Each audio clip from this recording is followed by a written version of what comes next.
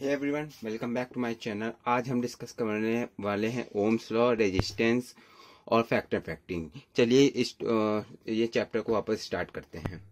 सबसे पहला क्या है, ओम्स लॉ। कल का लेक्चर आपने नहीं देखा है, उसके बारे में मैंने बहुत इंट्रोडक्शन दिया है, वो डिस्क्रिप्शन में लिंक है, आप फर्स्ट लेक्चर को देख सकते हैं। आइए इस टॉपिक में आते हैं। ओम्स लॉ आखिर होता क्या है, पहले अपन लोग इसकी डेफिनेशन जान लेते हैं। The potential difference across a conductor is directly proportional to the conductor through flowing current through a conductor, provide that the temperature and external effect remain constant। ठीक, एक कंडक्टर में अगर अपन पोटेंशियल डिफरेंस लगाएं, वो directly potential difference के जो flowing current की वो होगी प्रोपोर्शनल। पोटेंशियल डिफरेंस के डायरेक्टली प्रोपोर्शनल होगी फ्लोइंग करंट। एक कंडक्टर लगाएं, उसमें पोटेंशियल डिफरेंस अक्रॉस लगा दिए हैं। जो पोटेंशियल डिफरेंस में जो वो चार्ज फ्लो करेगा यानी कि करंट फ्लो करेगा। करंट फ्लो यानी कि वो पोटेंशियल डिफरेंस के डायरेक्टली प्रोपोर्शन होगा फ्लोइंग करंट। ओम्स लॉ कब एप्लीकेबल होगा ये भी तो जानिए। Provide that temperature and external effect remain, जब टेम्परेचर एंड एक्सटर्नल इफेक्ट जब कांस्टेंट फैक्टर कांस्टेंट रहे तब ये एप्लीकेबल होगा, नहीं तो नहीं होगा। इसका क्या, v equal to V proportional I. ठीक, मान लीजिए एग्जाम में आप ये डेफिनेशन भी लिख दिए, और ये लिखना भी जरूरी है। वी प्रोपोर्शनल यानी कि potential difference directly proportional electric current. जो पोटेंशियल डिफरेंस है वो डायरेक्टली प्रोपोर्शन है इलेक्ट्रिक करंट में, ये ओम्स लॉ ने बताया है। और ये कब एप्लीकेबल रहेगा, जब temperature and external effect remain constant रहेगा, तब ये एप्लीकेबल होगा। और प्रोपोर्शनल का साइन हटा तो कांस्टेंट लग गया, तो आर है इसका कांस्टेंट। आर क्या है, रेजिस्टेंस ऑफ कंडक्टर। आई क्या, इलेक्ट्रिक करंट। वी एक पोटेंशियल डिफरेंस, तो इसको अच्छे से लेगा, V equal to I R. ठीक, आप कुछ लिमिटेशन भी होती है ओम्स लॉ की, तो देख लीजिए। Temperature of conduction should be constant, ये तो जान गए, ये सब कांस्टेंट होना चाहिए। और there should not be strain in the Ohm's law, strain नहीं होना चाहिए ओम्स लॉ में। चलिए नेक्स्ट है रेजिस्टेंस। रेजिस्टेंस का मतलब होता है, पहले आप इसकी डेफिनेशन से ही बहुत कुछ क्लियर हो जाते हैं आसान से, तभी मैं इजी वर्डिंग में डेफिनेशन आपके लिए लाया हूं। जैसे आप डेफिनेशन पढ़े, आप खुद ही समझ जाएं क्या होगा। पहले देखिए, the obstruction offered by the conductor in the flow of current through itself is called resistance. और इसको रेजिस्टेंस को इलेक्ट्रिकल रेजिस्टेंस भी बोलते हैं। तो क्या है, the obstruction offered by the conductor, जो कंडक्टर में ऑब्स्ट्रक्शन ऑफर यानी कि प्रोड्यूस करे।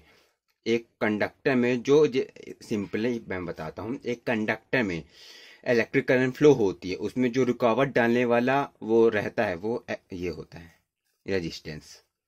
समझ गए, जैसे कि बोलते ना, एक लड़का पढ़ रहा है, दूसरा लड़का आने में वो लड़का पढ़ने नहीं दे रहा है।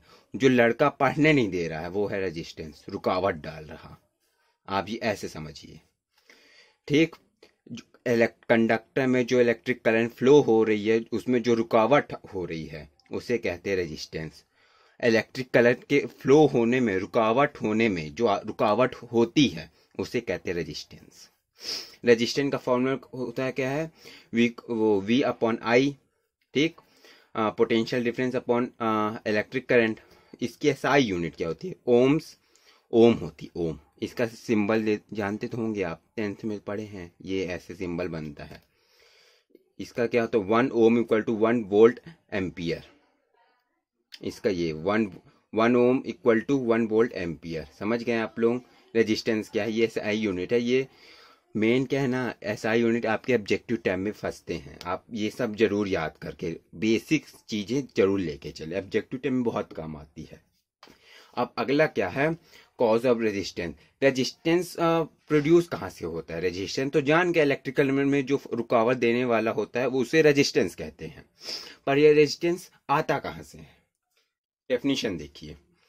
Resistance due to collision between electron and collision between electron and positive ion. Collision का मतलब तो आप सब लोग जानते हैं, टकराना। रेजिस्टेंस कैसे आता है, मान लीजिए जो इलेक्ट्रॉन है, ये सब इलेक्ट्रॉन है, ठीक, इसको ये पॉइंट से इस पॉइंट तक आना है, वो सिंपली ऐसे सीधे सीधे तो चल के ना आएगा ना, इसको ऐसे इधर से टकराया, इधर से टकराया, हर जगह टकराने को कोलिजन बोलते हैं, तब रेजिस्टेंस हो। अगर हम टकराएं, ऑब्स्ट्रक्शन आई, तभी ना रेजिस्टेंस आया। रेजिस्टेंस तो यही बोलते ना, हम वो रुकावट देना। तो रुकावट ऐसी ना आती है हम उससे टकराएं, उससे टकराएं, बड़ी रुकावटें थी, समझ गए ना आप लोग, इसलिए ये रेजिस्टेंस आई है।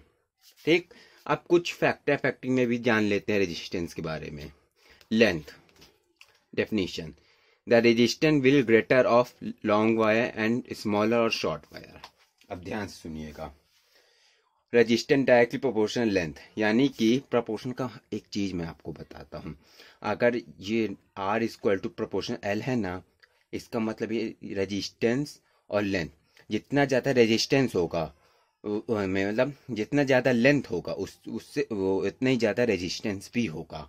अगर इन्वर्सली प्रोपोर्शनल होता है ना, तो अगर रेजिस्टेंस ज़्यादा तो एरिया कम, एरिया ज़्यादा तो रेजिस्टेंस कम, इन्वर्सली में ये होता है। ये बेसिक चीज़ है, आपको मालूम होनी चाहिए। चलिए इसके बारे में पहले डिस्कस कर लें। लेंथ ज़्यादा होगी तो रेजिस्टेंस भी ज़्यादा, यानी कि रुकावटें भी ज़्यादा होंगी, ये आप समझिए। मान लीजिए ये लेंथ, ठीक, और मान लीजिए बड़ी लेंथ होगी। अगर मान लीजिए छोटी लेंथ होती तो थोड़ा थोड़ी रुकावटें होती ना, अगर लेंथ बड़ी है तो रुकावटें ज़्यादा, यानी कि रेजिस्टेंस ज़्यादा। अगला क्या है, area of conductor, increase in area decrease in resistance, increase in area decrease in, यही बोले ना, यानी कि R डायरेक्टली प्रोपोर्शनल होता है 1/A, यानी कि इन्वर्सली प्रोपोर्शनल होता है एरिया के। एरिया ज़्यादा रेजिस्टेंस कम, रेजिस्टेंस ज़्यादा एरिया कम, यानी कि एक मान लीजिए ये एरिया है, ठीक, माने हैं लेट किए हैं, तो मान लीजिए ये पाँच ठो इलेक्ट्रॉन है। अब इधर से अगर हम 5 इलेक्ट्रॉन, ये यहाँ है, ठीक, बीच बीच में तो जगह खाली है ना जाने में, तो इधर से अपन लोग बीच बीच से तो जा ही सकते हैं ना। तो यानी कि क्या है, एरिया अगर ज़्यादा रहेगा तो रेजिस्टेंस कम होगी, अगर ज़्यादा जगह है तो हम आराम से चल जाएंगे। लेंथ अलग है, एरिया अलग है। एरिया इसको बोलते ये, और लेंथ ऐसे, ये आपको पता होनी चाहिए। लेंथ सीधे एकदम ये जो मैंने आपको बताया, और एरिया ये बड़ी सी जगह, समझ गए आप लोग। अब इसी को इक्वेशन फर्स्ट मान लो, और इसको जो लेंथ वाले इसको फर्स्ट मान लो इक्वेशन, इसको सेकंड, इसको इक्वेट कर दिए from equation first and second, तो क्या आ जाएगा, R प्रोपोर्शनल 1/A L, तो इसको अच्छे से लिख दिए R प्रोपोर्शनल L/A। प्रोपोर्शनल का साइन हटा, रेजिस्टेंस का ये वो कांस्टेंट होता है रो, ठीक, और रो की SI यूनिट क्या होती है, ओम मीटर होती है। ये भी याद रखिए, इंपॉर्टेंट है, ये छोटी चीजें हैं, ऑब्जेक्टिव टाइम में जरूर पूछती हैं, ठीक। रो की क्या होती है SI यूनिट, ओम मीटर। अब ये जो ये रो है, इसको रेजिस्टिविटी बोलते हैं, रेजिस्टिविटी ऑफ कंडक्टर, इसे क्या बोलते हैं, रेजिस्टिविटी ऑफ कंडक्टर। ये रेजिस्टेंस का कांस्टेंट होता है। Resistivity depends nature of material, यानी कि रेजिस्टिविटी जो है डिपेंड्स करते हैं नेचर ऑफ मटेरियल और टेम्परेचर, इसका थर्ड इफेक्ट होगा temperature. At higher the temperature increase in the resistance of conductor, अगर टेम्परेचर इंक्रीज होगा रेजिस्टेंस भी इंक्रीज होगा। इसके बारे में हम लोग आगे डिस्कस करेंगे, इसके बारे में अच्छे से डिटेल में पढ़ेंगे। इसको बस अभी आप इतना ही याद रखिए, अगर at higher the temperature increase in resistance, अगर टेम्परेचर बढ़ेगा रेजिस्टेंस भी बढ़ेगा, ठीक। बस आज के लिए इतना ही, फिर कल मिलते हैं। अगर आपको लेक्चर समझ में आएगा तो लाइक शेयर कमेंट जरूर करिएगा, और जो फर्स्ट लेक्चर आपने नहीं देखा है तो डिस्क्रिप्शन में लिंक है। आज के लिए इतना ही, फिर कल मिलते हैं एक नए टॉपिक के साथ। कल मान लीजिए करंट डेंसिटी के बारे में ऐसी कुछ पढ़ेंगे, तो कल मिलते हैं नेक्स्ट लेक्चर की तरफ। अगर पसंद आएगा तो लाइक शेयर सब्सक्राइब। तो thank you so much for watching, bye.